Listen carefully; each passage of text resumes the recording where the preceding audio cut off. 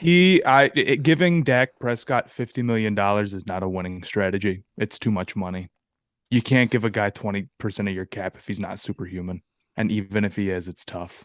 That I might agree with, just because, and I think that I've, been pushing the paying quarterbacks thing.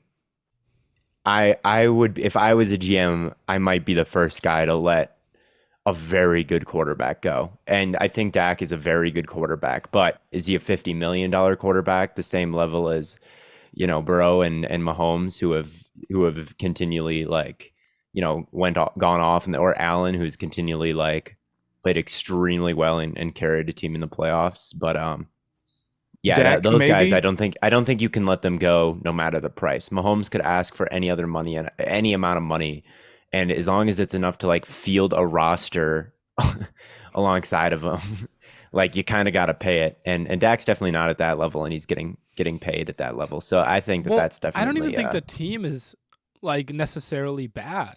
Dak just played a bad game. I don't think you can look at that and be like, well, it's because you're paying Dak too much. No, Dak just played a really bad game in the playoffs. He's not his $50 million doesn't kick off until next year. They're paying And him I a would also believer push amount of back money. on that, in that once Pollard was gone, it's just CD in terms of the weapons. But just CD should, be enough that you don't completely, You fall know, apart. I kind of think sometimes that you have too high expectations for what good weapons look like. If I think Schultz and CD and Gallup is like and Pollard, that's like pretty with a very respectable offensive line, that's pretty good. I mean, if we go through the top 10 Well, there was no quarterbacks and Pollard. ask, well, okay, sure, once your running back gets Yeah. hurt, then okay. But I it's like the Bengals have better weapons than that. I'm trying to think of all the other top 10 quarterbacks. Not Mahomes. Mahomes does not have better weapons than that. I wouldn't say Rodgers doesn't. I don't know. I think Mahomes. I think. Really, you would take Mahomes offensive It's roster? I think that's debatable. it is I I think think it's debatable. debatable, but I think I would take Kelsey. I mean, Kelsey's better than CD, yeah. and then I I would think it's take, pretty like, you have way like better than one CD, really I good think. guy there, Yeah. and And then then it's I kind think of like a bunch of all right. I think that Juju is better than Gallup. And I That's think debatable. A lot of people might disagree with you on that one, but I think it's I wouldn't disagree with that. I think that's true. well, yeah, you I said think it. Pacheco is better than Zeke. I don't think he's better than Pollard. And then I think the Cowboys offensive line is probably better. But I don't know. or like with the Bills. I mean, I guess they're not super Diggs is strong at back. wide receiver too. Yeah. I think their offensive line is the bigger problem there, but I think a lot of places kind of maybe have not that great of weapons I compared think I'd to. take the Dallas weapons over Josh Allen's supporting cast, even with Diggs, because I think the Dallas line is substantially better than the Buffalo line.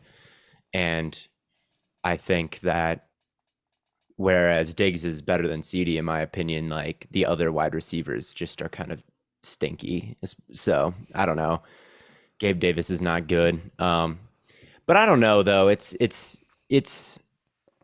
again, like, Dak played poorly, but, like, does my mind really change? Do I move him down a tier? No, I don't. So I mean, Right. I don't think I've said many pro Dak things on Twitter. So, like, I don't.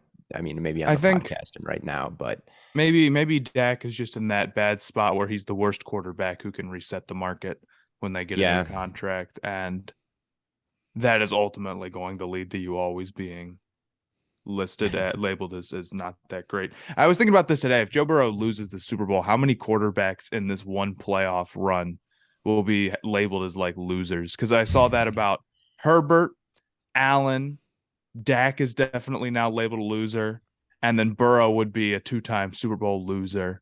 Everyone's a loser well, there except can for only be Patrick one. There can Mahomes. only be one winner, and Stafford's not a winner because he only won one time, Yeah. and then he got hurt. Obviously. There's So there there's no no there winners under the age of 40. once Brady retires, there will be no winners left in this league, just Except for losers, Brock Purdy, of course. He's just a winner. except for Brock. Yeah, it'll be Brock. The Brock I don't know. disparity, I think, is still insane. I was talking about this on the draft podcast that I was put on Substack, and I was talking about, I think it's always very interesting how people just totally understand when they talk about draft prospect quarterbacks, like what it takes to evaluate a guy, right? They don't look at, like, no one is actually making the Stetson Bennett QB1 like agenda, or like, oh, Stetson Bennett is like should be a very high draft pick, right? No one really is saying that. But if the exact same scenario played out in the NFL, then all of a sudden it would be, is Stetson Bennett a top 5 quarterback? Like, I would rather have Stetson Bennett than insert amazing quarterback who didn't win the Super Bowl here, right? They just, because when you're looking at college players, the talent evaluation part of it with the draft is always in the back of your mind.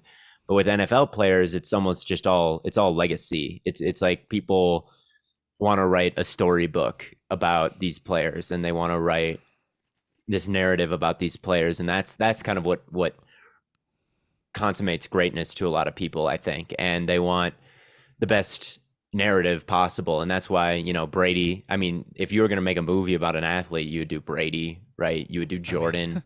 They are making a movie about right about Brady. There can be a happy ending, there's triumph. Kobe, another one like that, like was just a very narrative friendly career that he had.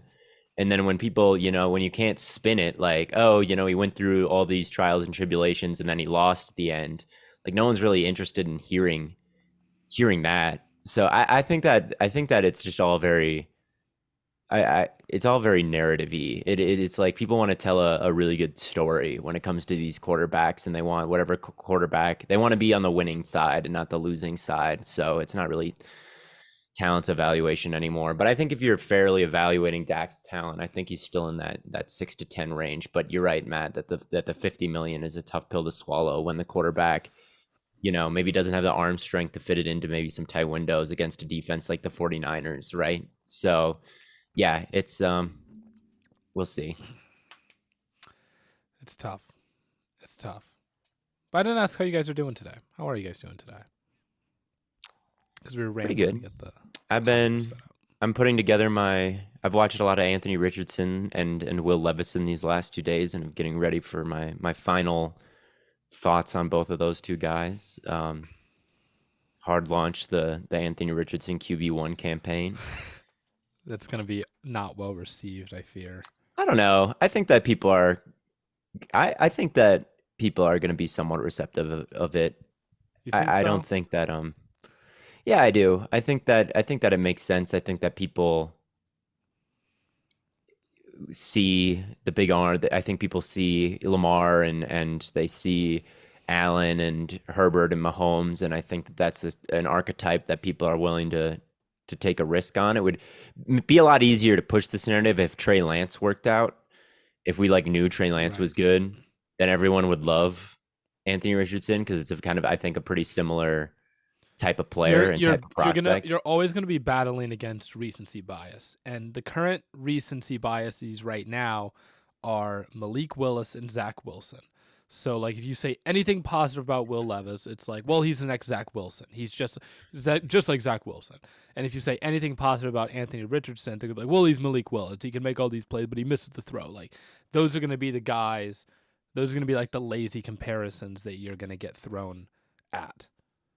I think you're going to have a hard time with it, to be completely honest. From what I've seen, people... Even a lot of the people who like Richardson are like, yeah, that would be awesome because we can get him in the second. And it's like, dude, you are not ready for the Panthers need to trade up to get him. Yes. It's this. I agree, but we're not on the same level here. And as far as Lance goes, I mean, people want to write off these type of quarterbacks and these type of prospects so badly. They have already called Lance a bust. They're already going to it before they even get a chance to see him. And this is coming from the same people who will defend a quarterback who hasn't shown signs of turning into a franchise guy going into year 5. I mean, or year 4 or whatever. So I just think there's so you're going to get the CJ Stroud, stat comparison with Richardson or whatever. And I think it's going to be tough. who knows? I think from what I've tweeted about Richardson before, I've gotten a lot of pro Richardson comments. So maybe right now, it it everyone like when I tweet something nice about him, everyone's like QB1, and that's what I've seen. So maybe I'm like, oh, it'll be pretty nice, and then I'll reveal my grades, and it'll be like, you know, it'll be like early first round Richardson, mid first round Young and Stroud, late first round Levis is like what I'll say probably, and then everyone will be like, once it's like laid out like that, then everyone will be like, "Whoa, I didn't actually think you liked him." Yeah, I Say think that I like him in a vacuum, like, "Oh, look at this good play. I like this guy." Everyone's like, "Oh yeah, cool, nice play. He's super talented." And then I'll actually make this statement like, Theo, I actually like him more you need than to these fix your other mic, players. man. And then everyone's gonna be like, "Well, you can't like him. You can't like him that much." well, it's going to come down to also to a lot of people, there's like no difference between him and Malik Willis, and that's going to be a pretty big challenge. Um, well, they're both, athletes with big arms, but Willis goes in the third, and you think Richardson's blah blah blah, and I don't know. I think it's hard to beat. Yeah. Yeah. I think well, if they read my Substack article that I'm about to drop on him, then no one will say that because there's definite proof that he's more pro ready than that in that article. So as long as as long as you as long as Anyone who you read disagrees my with you, work, just tell them to then you subscribe to your Substack, man. I subscribe to have a my great Substack. rebuttal to this, but you'll need to pay $8 You will a need to month pay see for that. $7.50. It's gonna be my yeah. I mean, I'll have to brand it like like the top G formula. Like, oh, if you read this, you'll know everything there is to know about everyone. You need to read this. Um, For sure. you'll be the smartest one of all your friends, and only real men have this. I'll go that route and try not to end up. You in gotta you jail. gotta remake that like things your friend group needs to be doing if you're between the age of 20 and 30. Subscribe Subscribe to to you need to be Subscribing to discussing Theo's Theo Ash Substack. Substack. Reading my scouting reports. Facts. I don't know. I mean, or you don't have to, and you can just like listen to what I say on the podcast and the live stream because I eventually just reveal everything that these things are going to say eventually. So, But that also helps you out anyway, right? So like in yeah, some way, shape, or form, consume as much Theo Ash content as humanly possible, and yeah, you'll yeah. eventually. If you don't, you can just if you listen to enough Today Hot, you'll eventually be able to piece together exactly what I think of everybody. But he doesn't take sacks. That's the thing. That is the number one thing about him is he does not take sacks. That guy never, ever, ever, ever, ever gets sacked. It just doesn't happen. You can watch 100 like Anthony Richardson games, and they'll get this close to sacking him multiple times every game. But he'll always slip out of it. He'll slip out of it or get the ball off every single time. Are So, they getting close to sacking him because he's holding on to it a long time, or is it because the O line sucks and they're just getting instant a lot of it is blowbacks? because the O line sucks, I think. I think a lot of it truly, I mean, I think that he does hold the ball a long time and that's part of it. But I think a lot of it is because, the offensive line is losing. I don't think that it's a super talented offense overall, or guys aren't getting open down the field or running a sloppy route or something. Um, yeah, I think that he is. I think that he's not accurate. That's why he kind of reminds me of Lance, is because when I watched Lance, I was like, this guy's not dumb, right? He's not like really mechanically flawed in a huge way. It's not like he moves through the pocket pretty well. He is making checks at the line. This is kind of a pro style offense that he's running. It's not he's not a dummy, right? It's not like he has bad process. He just like goes to make the throw and the throw sails on him or something like that. That's what I thought about Lance, and I wish we could have seen more from him to see if that archetype was like a good thing to bet on or not, because right now we just don't really know. Right. But that's what he reminds me of. And I saw a question. I have not watched Brian Branch, but I think Blaiden, you have. I've been reworking my top 10 a bunch. That's the Bama safety. Yes. My pro tip is always bet on Bama defensive backs. That is true. It is it's like they're just always good. But the hard thing is with like once I get into corners, it's gonna be really tricky because it's like the gap between some of them is gonna be like so small. It's like, oh well, he has better ball skills, but he kind of gets beat at the line. He's always playing catch up ball, and it's like it's corners hard. And Theo, you know that corner sucks to watch. Yeah, I've gotten a little bit better at it. I think this year I've done multiple all-22s on Jair Alexander and Jeff Okudah and Jack Jones, and I feel like through doing that, I really I'm not a huge fan of watching corners, but I feel like this season, through watching the NFL guys, I've gotten better at it. At least offensive linemen, like they could pancake someone even if it's not to their side. I think watching offensive linemen is underrated. I really do. I think like they do something on every play. That's why I like watching them a little bit. Is like they've got some assignment to do on every play, and so even quarterbacks sometimes there'll be long stretches, especially last year. Watching last year's quarterback class was actually ass because there was all of them just ran 100% RPO shit. It was not fun to watch. It's like Corral. Oh, let's turn on Corral. RPO, RPO, RPO, RPO, RPO, RPO, RPO. Okay, let's turn on Howell. RPO, RPO, RPO, RPO, RPO, RPO. It's like this isn't real. Like I can't even get it. I just watched a game and I didn't like get anything. Who else? Malik Willis, RPO, RPO, zone read, RPO, zone read. Like I don't like watching this at all. But like this year, it's nice because like Levis runs a real offense, Young runs a real offense, Stroud runs a somewhat real offense, even though it's maybe easier, but it's not exactly a RPO every single play. And so they all run like somewhat transferable offenses, which makes it a lot more enjoyable to watch than the fake shit. I'll wait till Hendon Hooker in Tennessee, and then I'll watch a fake offense probably. Fake offense. I don't know. Yeah, the Richardson, the Richardson and Lance thing will be tough because you're right, Theo. We haven't gotten to see if that archetype works, and it's like, well, how much can you develop just like being inaccurate? Well, we saw with Allen a little bit, but yeah, it's tough to know exactly. Allen's was like a mechanical thing, wasn't it? Well, all accuracy is a mechanical I guess, thing. Yeah. If your mechanics are perfect, you'll be accurate. That's kind of what accuracy is. So, do I have an issue with the Diggs altercation? No, I don't know. It's football. I don't have an issue with anybody's altercations after they lose. I don't have an issue with Eli Apple. I don't have an issue with Mike McCarthy pushing the cameraman. I don't have an issue with Diggs blowing up on the sideline. Like, I think people I never had an issue when Odell blew up on the sideline. Like, man, it's an emotional game, and you're losing, and your season's over, and everyone's miss a chance at the Super Bowl, and you're running around and yelling. Like, Brady's allowed to be emotional, but everyone else, you have to keep your cool. Right. Like if you win enough, then you're just a leader. And I truly believe like yelling and getting excited is. I wish I had a little bit more of that in me, right? Like it's sometimes you need to hear it. So I really don't care. Yeah, that's one of the big negatives on the Theo Ash scouting report. It is a big negative. He's not a competitor. I would get the Herbert. I remember when he was out, they were like, he's kind of quiet, he's kind of reserved, he's not going to yell. Is he?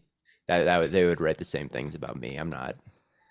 I think all that stuff ultimately doesn't matter, and that's why usually people's take on it is entirely dependent on who is doing it. So when Brady does it, it's like, okay, alpha competitor, and when so-and-so does it, it's a big problem, and what the hell, and, not a team player. It really makes no difference. Whatever. Didn't Devontae shove a random person after their loss this year? Yeah, he that was bad because that guy, like, he literally shoved him kind of violently and he hit the ground and all that. Like, but he came back, he apologized, and he was real sincere about it. That was kind of messed up. I remember his apology not being that sincere. I thought it was. I don't remember exactly what he said. I thought it was sincere. I thought he said something. It had to have been sincere enough that the guy didn't press charges. Yeah, I don't remember exactly. I remember like reading the apology, and he's like, "I'm sorry you were in my way," or something like that. But anyway, yeah. Anywho, I don't know Anywho, what else is going on. We can't really talk about. I don't want to preview the games tomorrow because or I don't want to preview the games because that's what we're doing tomorrow. right. Well, Somebody asked. What's going on in the NBA? What are your thoughts on the Lakers trade, Matt? I like it pretty well for the Lakers. I mean, Kendrick Nunn, like that move got so much hate. Like it made perfect sense at the time. He was putting up like an efficient like 15 points. It's like great. Probably a smaller volume than that when they signed him. They got him for 5 million. I'm like, beautiful. Just was terrible. Messed up his whatever and didn't play for a year, came back awful. So the fact that they were able to get, Hachimura, who is a good but like kind of inconsistent player, and we'll see.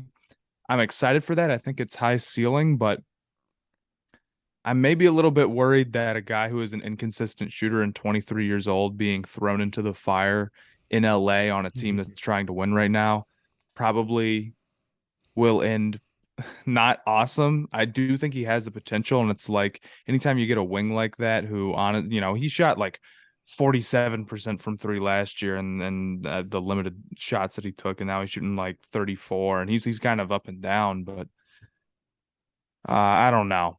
He needs to kind of bring it together a little bit more and get a little bit more consistent. And the Wizards are notoriously horrible at developing people, so we'll see. But I like taking the chance for 3 seconds. For the Wizards, I think it's just they just suck, and they're just making moves that a team that sucks makes, and they're thinking like, can we sneak into the first round of the playoffs maybe 1 year? So they're completely unserious.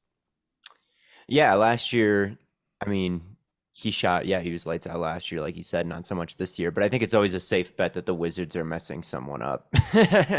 I like that the Lakers make a move that is not just one of LeBron's friends and actually has like some sort of ceiling, whereas usually I'm used to them bringing in like Dwight Howard or Rajon Rondo or someone like old as dirt like that.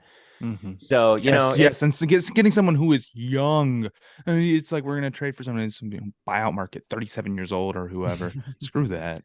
Right, like he didn't trade for Jay Crowder. The GM didn't want to go trade for Jay Crowder. Not that I don't think he likes Jay Crowder, so he wouldn't. But someone of that ilk. I mean, right, where it's Rui's like not things are that only young. gonna get He's worse. 25. He's like about to turn 25, so like he's not like a baby. But I don't know. He's someone who's shot 44% before, so might as well bring in someone like that. I don't know. I don't really care that much. Yeah, I mean, it's kind of whatever for the Lakers.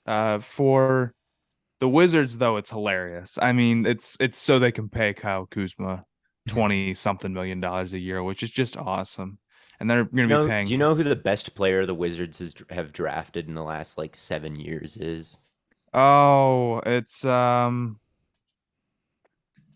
who is it, man? I think it's like Otto Porter. Yeah, it's Otto Porter. It's unbelievable. The only comparison is the Browns during the 2010s run. This is true, where it's like if a random person bought a draft magazine and was just like picking at random, they would through it easily. Yeah, I mean, it was just like, here's the big board.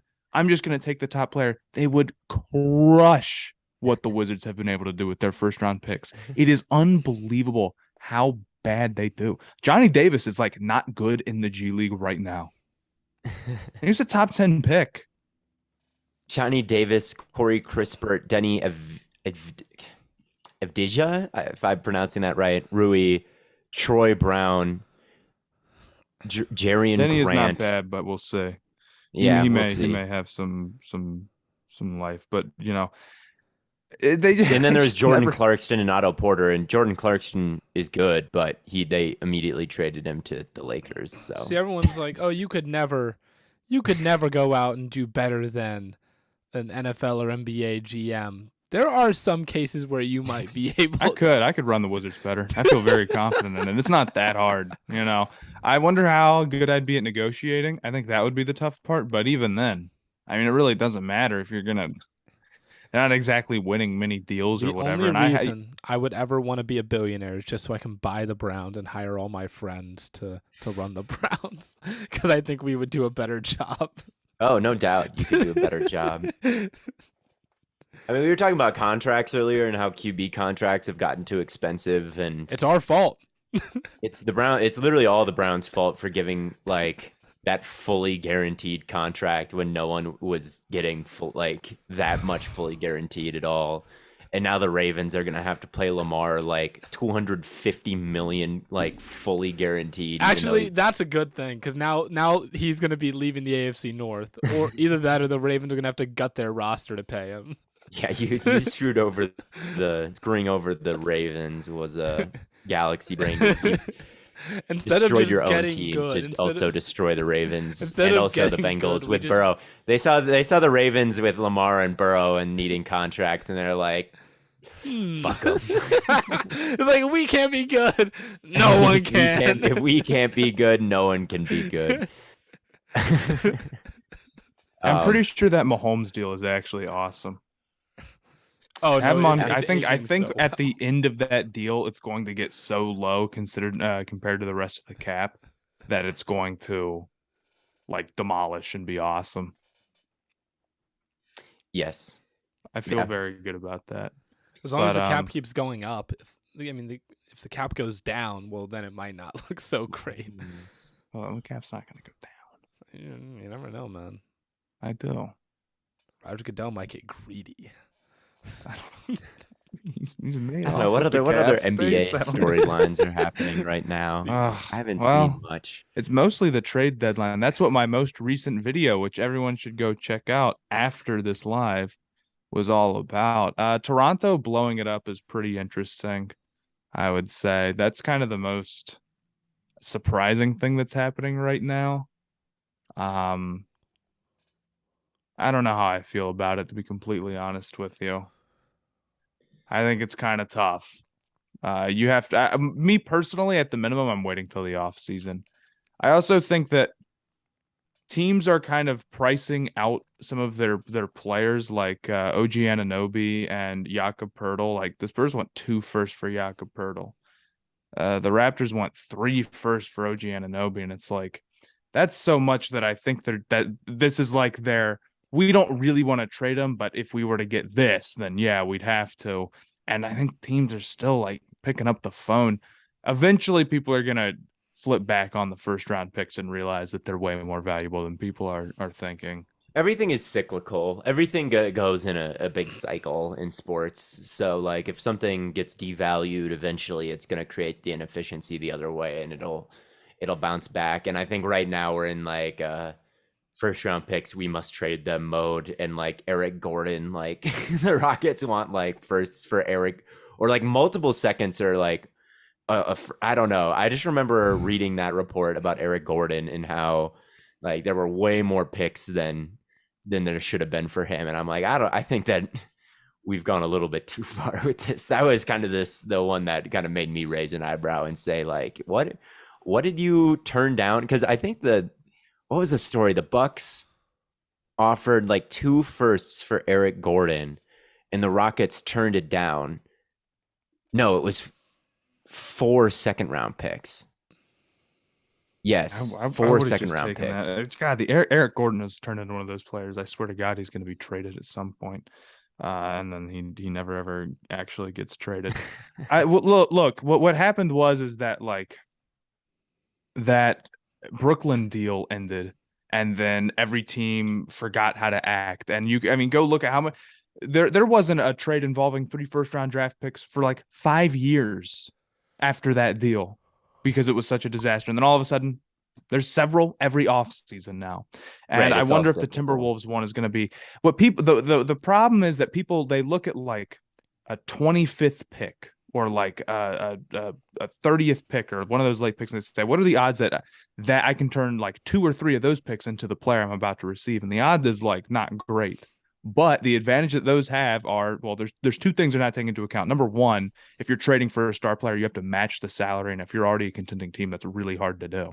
That's why, the Bucks have a hard time trading for another piece. They're willing to trade their future first, but they have to give up salary. And if you're a contending team, you're already paying players you want to keep. You're paying good players.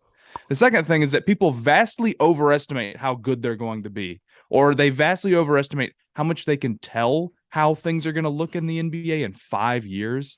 Trading a 2027 first unprotected is just ridiculous. You know, it's like you have literally no clue how good your team is going to be unless you're like the Cavs, maybe, or if you're confident you're going to keep like your star player for a long time. But outside of that, dude, you know, who knows, man. So Yeah, unless you've got like LeBron under contract for 5 years, but even then, like the Mavericks have Luka under contract for I assume that long, and it's like they, you know, who knows if he'll be there that long from now. Yeah, it is silly. it's also like people, and this is the fans think the same thing with like the Lakers, the 2027 and the 2029. People are like, who would want those? Those are so far in the future. Dude, what are you talking about? You cannot possibly be that short-sighted, man. Where it's like those picks are probably, if you were to trade for those two picks unprotected, they almost certainly would turn out to be awesome. Almost certainly you'd have 2 lottery picks.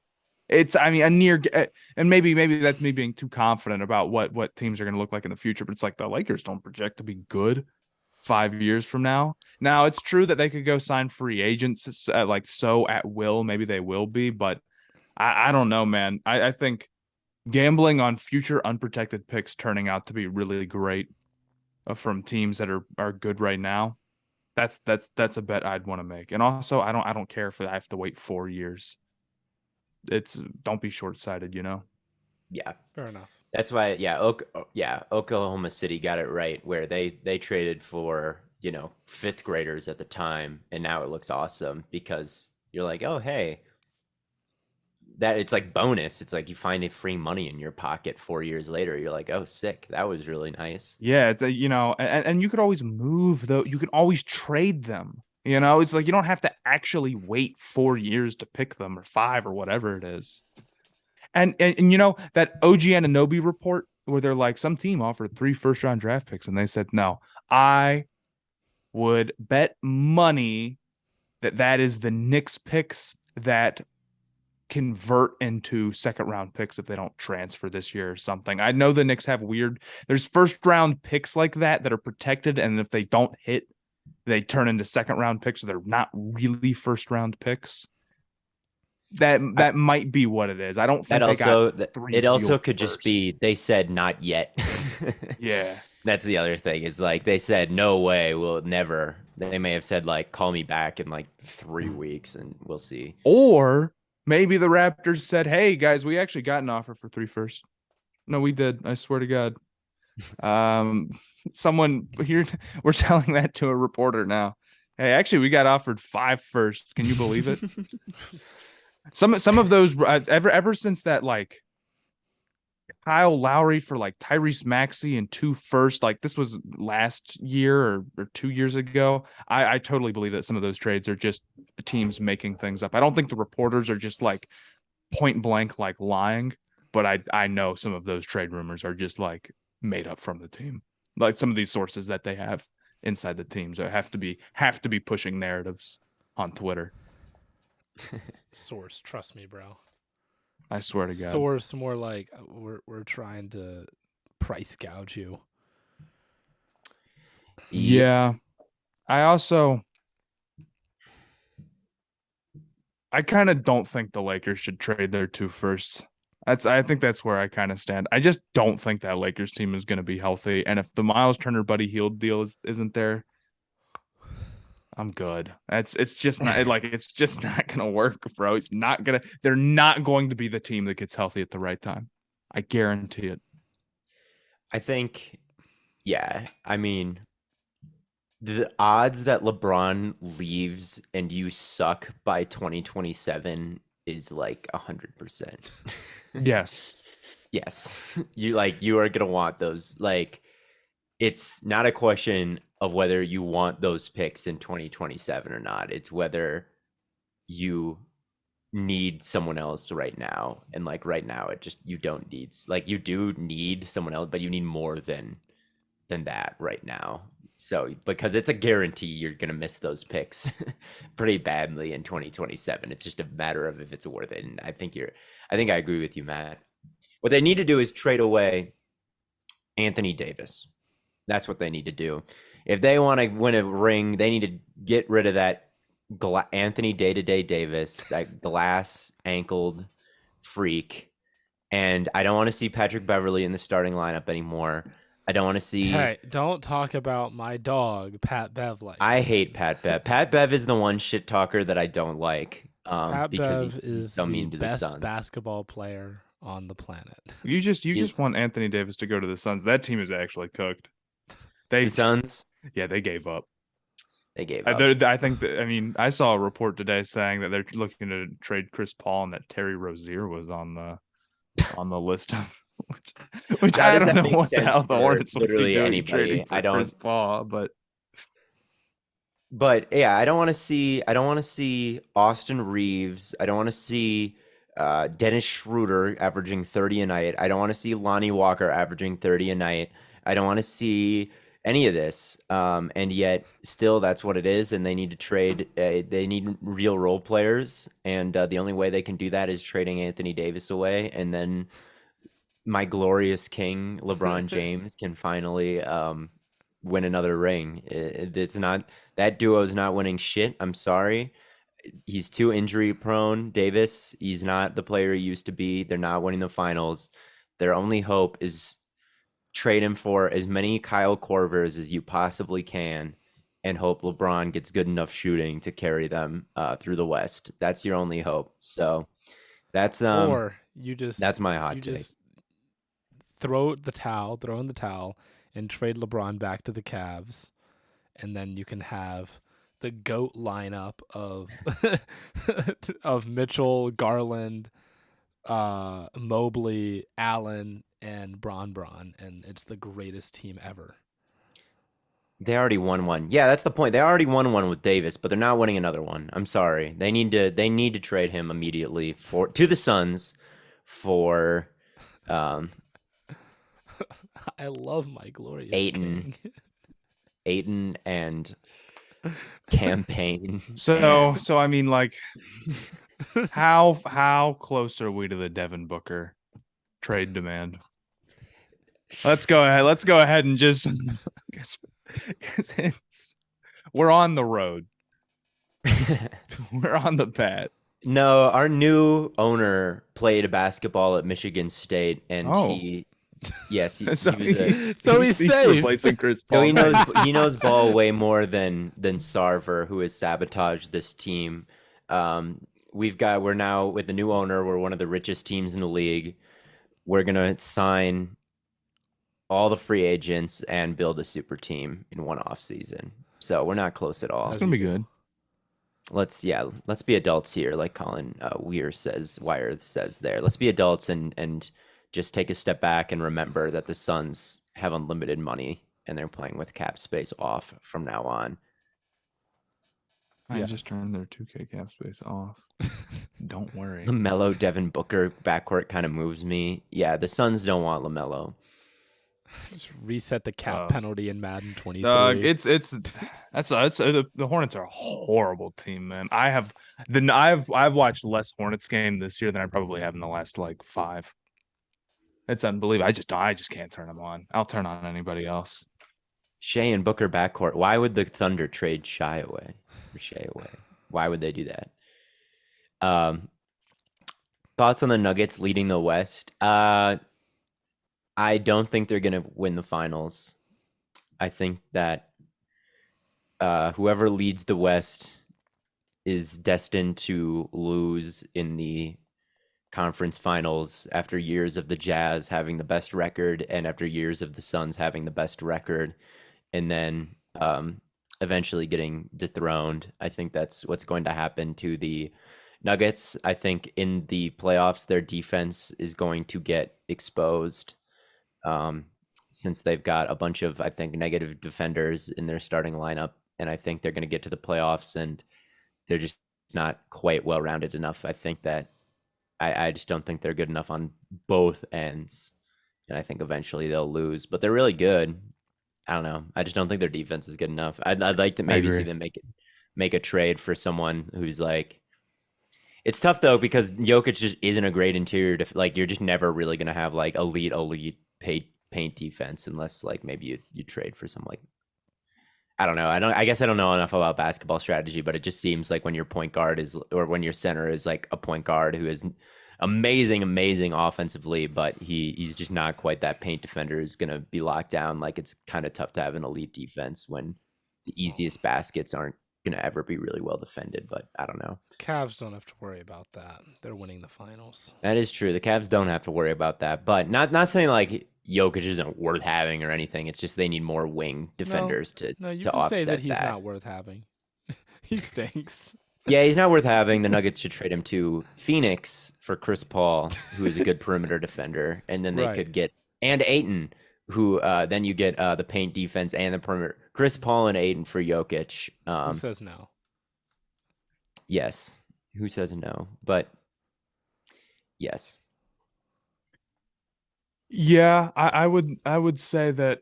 I mean, the Nuggets would have like historically one of the worst defenses to ever win a championship. I think in the last 20 years, there's only been like one team to have a sub top 10 defense, and that was the 2016 Cavs. I was about to say that sounds like a LeBron stat. Yep. So, I think they keep winning games. You watch them; they're awesome. God bless them. I just don't see it, man. It's just I really at some point if Jokic doesn't get one, and by at some point I mean like this season, assuming nobody gets horribly injured for them or anything, you're gonna start to get the like Jokic just isn't like the best player on a championship team because his defense is so bad, and that's not gonna be entirely untrue. It's like it's not that, and I don't think you could never win one with him as the number one player. Like I definitely don't think that. I mean, who knows? They could win it this year, but I think that it's the same thing with Karl Anthony Towns. I think no matter how good you are on offense, if you're big and you're a negative interior defender, or it's like people go at you in the playoffs, that is brutal. I think that it's so hard to work around that, and it also doesn't help that. It's not just on Jokic. It's the fact that all three of their best players are not good defenders, and you can go and you can add like other good like defenders around them. That does not make the defense as good as it needs to be. Because you're going to get in the playoffs and you're going to have to choose: do I want to put my best players in, or do I want to put good defenders in? And the fact that you have to choose right there is what kills you. The reason why the Bucks are so good, or the reason why the Celtics, those are the top two teams. Those teams aren't choosing. Those teams are putting out their best players, and they're all great defenders. Good, like great defenses, like those championship defenses. They just have all good defenders. All of the guys on their team are awesome defenders across the board. You know, and people look at like winning a championship is like, I'm just going to build the offense and then we'll go get some defenders. Defense is equally as important. It is equal. So I think the Nuggets are in a really bad spot. What about special teams, man? Bad stuff. What are special teams? Special teams is a third of the game. No, it's not. It's Tell like that It is not a third of the game. What was it? The 2020 Packers that had like the worst special teams ever. yeah, and they were still the 1 seed. Yeah, and then they got bounced.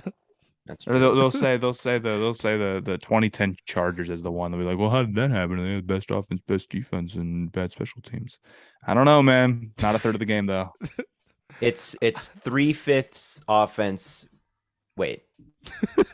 It's 3/6 offense, 2/6 defense, and 1/6 special You can teams. just say like 1/2, 1/3. So I'm starting to go the other direction. I would say winning games is mostly special teams.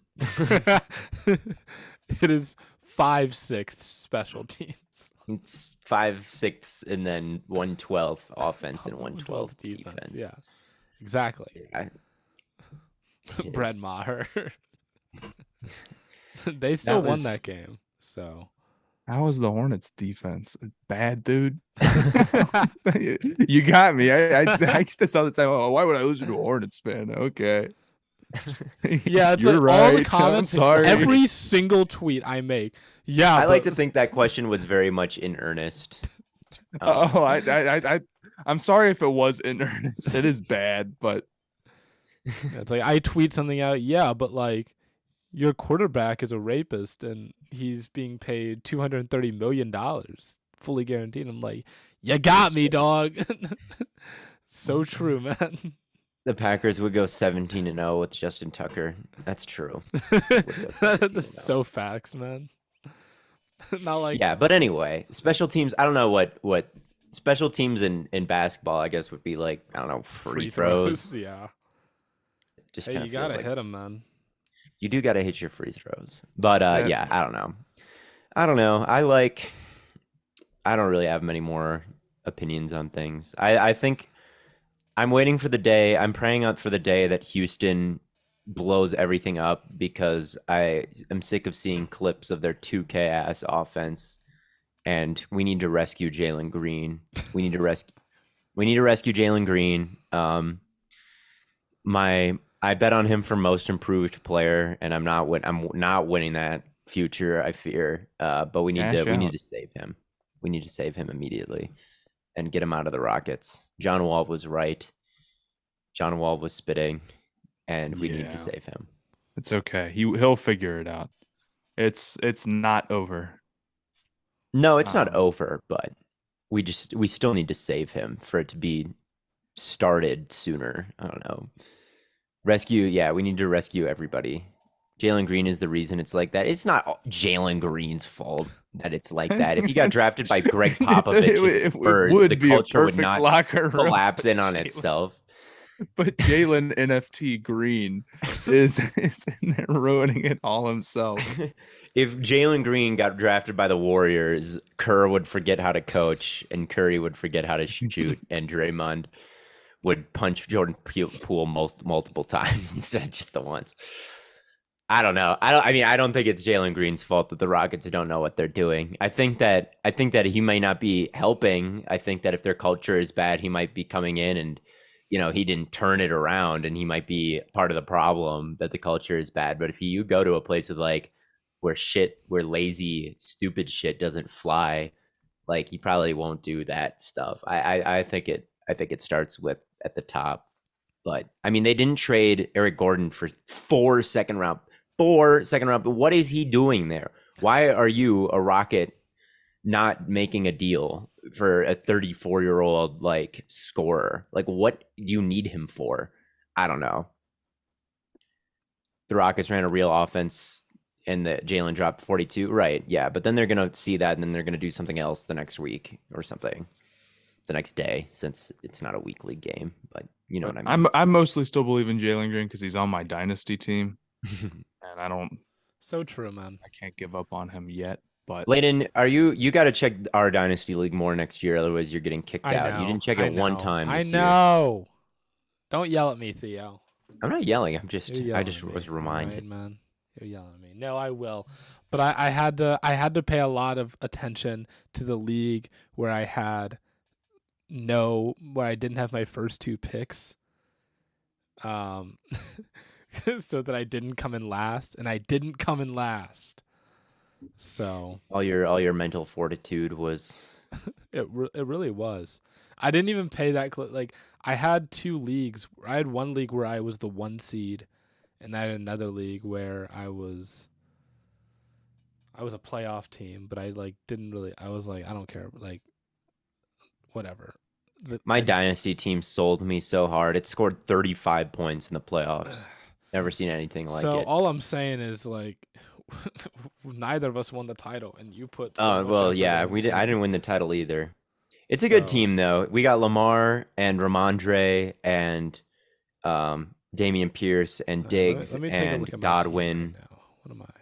We have Godwin and Kirk and Njoku, so it's definitely a good core going forward. Right, but so I have Josh Allen, J.K. Dobbins, Kareem Hunt, Brandon Cooks, Amon-Ra St. Brown, Elijah Moore, Darren Waller, Matt Prater in the Cowboys defense. On the bench, I have Rodgers, Dalvin Cook, Ronald Jones, Travis Homer, Robert Woods, A.J. Green, and Robert Tonyan. Jesus. So that sounds pretty bad. It's really rough. I need an overhaul. You need an overhaul. Well, I'll figure it out. You have all your picks. That's true. That is true. When is the draft after the draft or before the draft? I They assume usually after. do them after, You gotta make sure. but So I don't.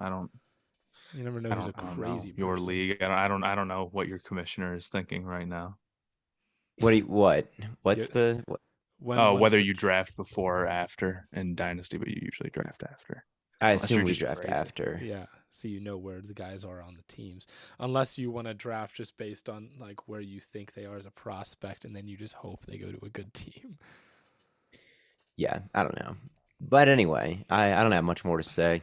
No, So neither do Neither I. do I. I think that pretty much wraps things up. Another fantastic live stream by the Stay Hot crew. Thank you all so much for tuning in. We'll be back. Should we let people know about the surprise that's coming up on the next pod, or should we just let it be a surprise? oh, we got Brett Coleman on the next pod. I'll just say it. I don't think it's it. much of a surprise. It'll drive traffic there. That's If you true. like Brett, check out his work on YouTube. And we'll be talking about some of the keys to the game on Wednesday. Keys to the conference championship game. So we got Brett, and we'll be talking about some of the teams that just got eliminated in the conference championship games and whatever else comes up. Yeah. So yeah, Should be a fun episode. Very excited. should be a Thank fun you all so episode. much for tuning in. Make sure you check out that episode on Spotify, Apple, wherever you listen to your podcasts. And as always, from Cornboy, Birdboy, and Lemon Boy, we will catch you all